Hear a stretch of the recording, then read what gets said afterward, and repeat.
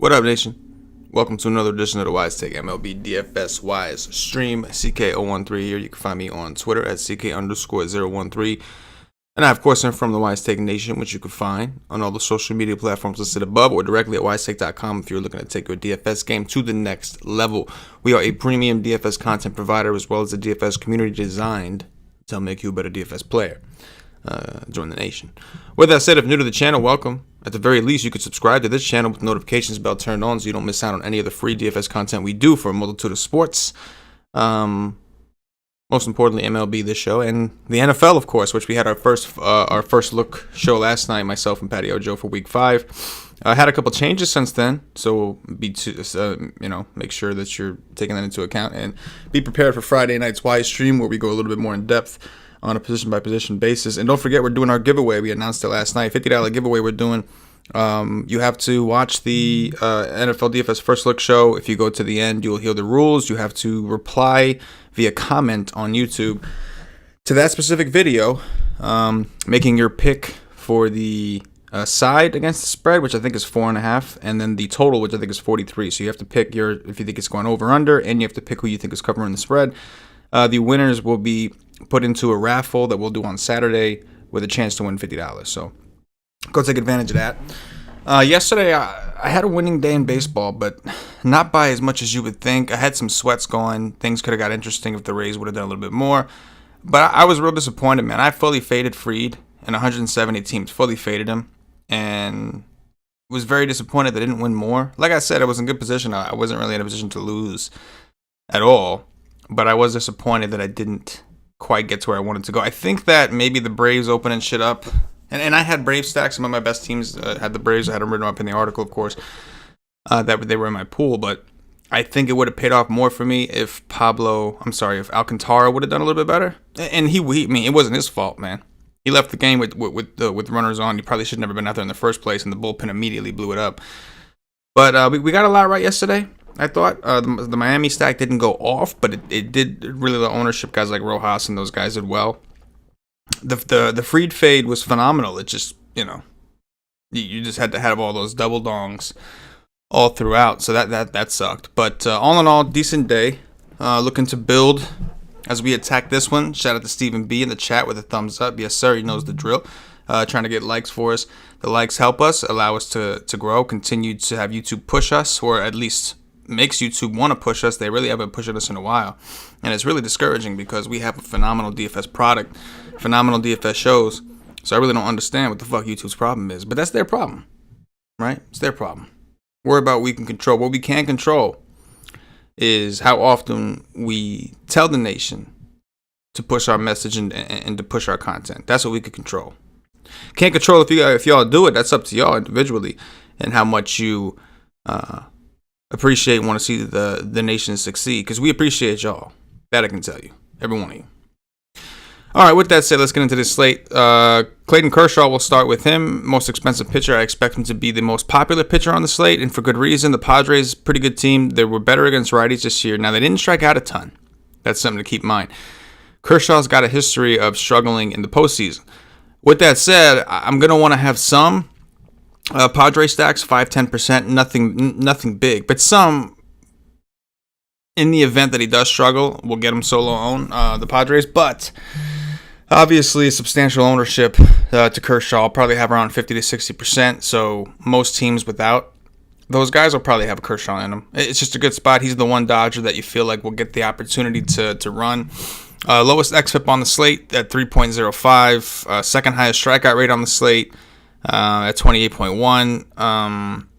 Tied for the second highest swinging strike rate on the slate. It's hard to argue. It doesn't walk guys, right? Best strikeout to walk ratio. Everything looks good. His ground ball rate, 53%, is pretty solid. The home runs have been there, but keep in mind he is pitching in Globe Life Park, which has been extremely pitcher friendly. So in all actuality, it seems like a park boost. Now we'll have to keep an eye on if they open up that roof. I'm not sure that they will, but I think that it's a really good spot for Kershaw. Once again, cash games, tournaments, everything you go.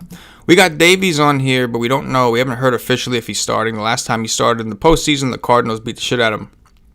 So we don't know if he's going to start or not.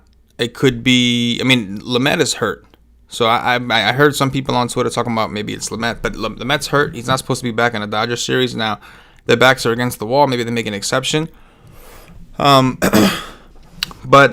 unless they go full-on bullpen game, which I don't think they'll do because their bullpen got taxed yesterday due to Clevenger exiting so early with an injury. I think it's going to be either Paddock or Davies. Either way, I'm not on the pitchers. I think it's a really good spot for the hitters. Now, I don't like the park, but I do think it's a good situation in general. For the Dodgers. The Padres bullpen, as I said, a little more taxed than I'm sure that they're comfortable with. No Clevenger, obviously. And Lamet is supposedly hurt. If it's Lamet, that's the one pitcher that'll change my mind. And I'll play some Dodgers, but not as much. But I don't think it's Lamet. I think it's going to be Davies or Paddock. And I think it's going to be Davies in general. So I'm looking at the bats here. A couple things about Davies. He's had a really good year in general. I'm not trying to knock the guy. Does struggle to strike out lefties. Now, he does throw changeups, and he's got reverse splits as far as contact metrics go.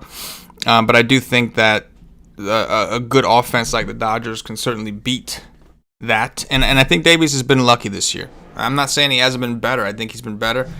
But I do think he's been lucky. He's got a 260 batting average, balls in play. The average is somewhere around 300, and that's a corrective stat. So we saw the Cardinals light him up.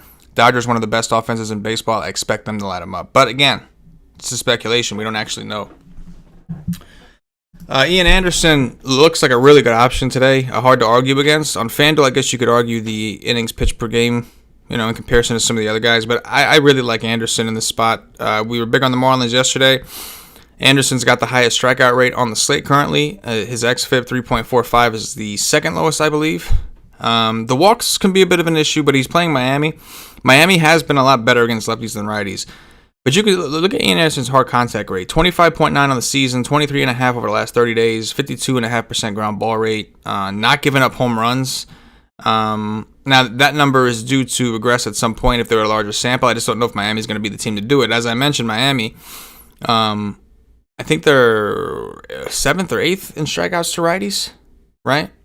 Yeah, Tony A says Lamet is not on the playoff roster for the series. Yeah, this is exactly what I read. But yeah, I think Anderson's probably my favorite pitcher point per dollar. I think he's got massive upside. Maybe he's going to be popular, let's be real. But I think he's better than Fried, I really do. And more importantly, I think Miami is better attacked with righties than lefties right now, according to the numbers. So I really like Ian Anderson a lot. Luzardo, I think, has some really good stuff. In his last outing against the White Sox, granted the White Sox are a tough matchup for any lefty, he didn't last very long, got pulled relatively early, and I think that's the same situation today. I think that they're going to be quick to pull the trigger because he's young, and they're going to be desperate to win this game. With that said, I do like the Astros bats a lot. The Astros haven't been great against lefties, but they really don't strike out a ton. They're going to put the ball in play. If we look at Luzardo's hard contact metrics over the last 30 days, he's got the highest hard contact rate over the last 30 days. The home run rate is decent, right? He's somewhere, second from the top or something like that. So I'm into it. Oakland's had to use their bullpen a little more than I think they wanted to. Houston's in a really good situation to continue their offense. So, again, it's not as hot on the West Coast as it has been. It's still going to be warm, but the temperatures have cooled a bit. But I definitely lean towards the Astros bats once again over Luzardo. Though I don't knock anyone for trying, right? There's some people that have to knock out the pool.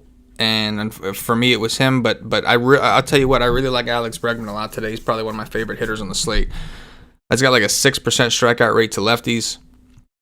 Good ISO, good WOBA profiles look good. I'll have a lot of Bregman. So Pablo is your leverage spot, I guess you could say. Pablo 6,900 on DraftKings. Very interesting. He's going to be the lowest owned. There's a few of these guys. Urquidy, Morton, Tanaka, Lopez.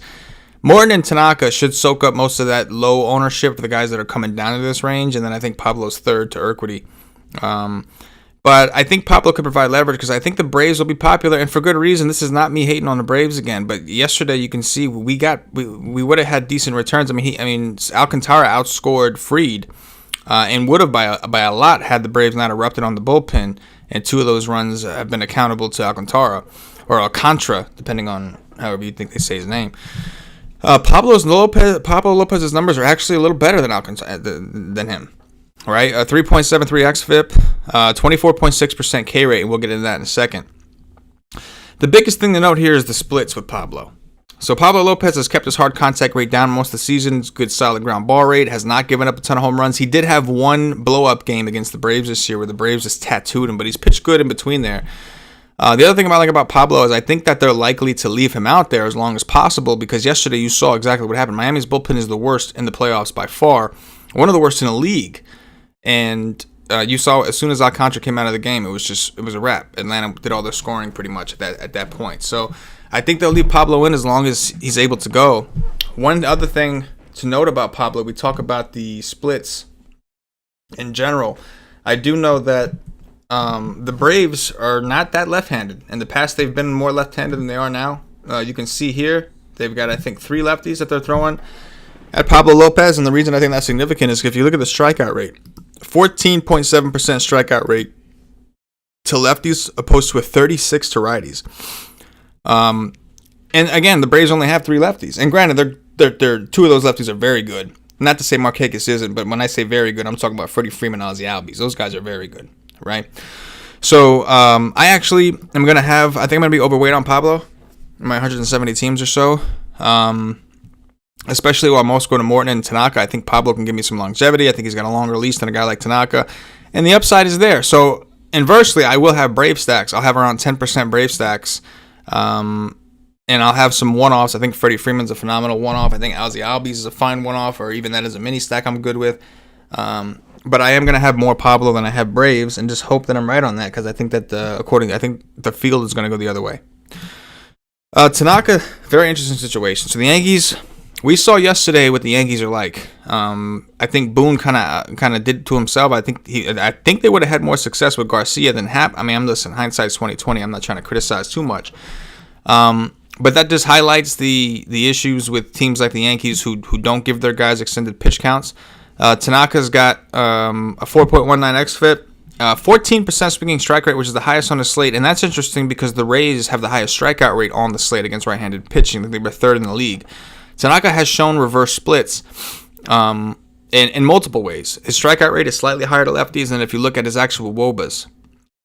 275 to lefties, 365 to righties. So keep that in mind if you are looking to attack Tanaka. And I think you can attack him in some places. I think you can have some exposure to that. Tanaka, another one, hard contact rates have looked good. But the home run, he's got the highest home run rate on the slate. You could argue that's because he pitches in Yankee Stadium and he's had to pitch in Buffalo at least once. But yeah, I don't know. I think I'll probably have somewhere around 20 to 30% Tanaka, and I'm going to have about 15% Rays stack, so I'm kind of like indifferent on the situation. Last year, Tanaka owned the Rays, man. Owned them. Just was phenomenal. And it's obviously a possibility that happens again, but I think that there was one game this year where the Rays got the better of him, like 5 runs early, and my issue with Tanaka as far as pitching him is I know the first sign of trouble, the Yankees are going to pull him because they're very quick to go to their bullpen. With everyone not named Garrett Cole. I got no interest in Urquidy. His number is by far just the weakest on the slate.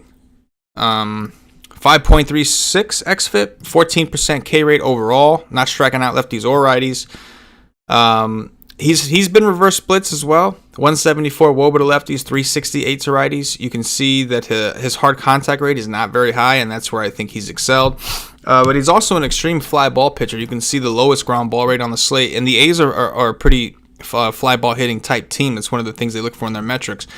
So I love the A's offense today. Their back's against the wall. They got to start winning. They've lost the first 2 games, I think, to Houston. So really like Marcus Semien, and I like La Stella.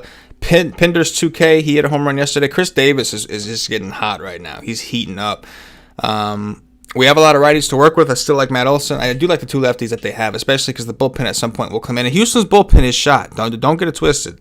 Their bullpen's in trouble. So maybe they have another starter they bring in, but if they're down to Urquidy starting, that would make me think that they don't have a ton of arms left. And Houston's probably the second worst bullpen on the slate. So not including when they put starters back there. But yeah, so I'll have a lot of Oakland in general. Last but not least, Charlie Morton.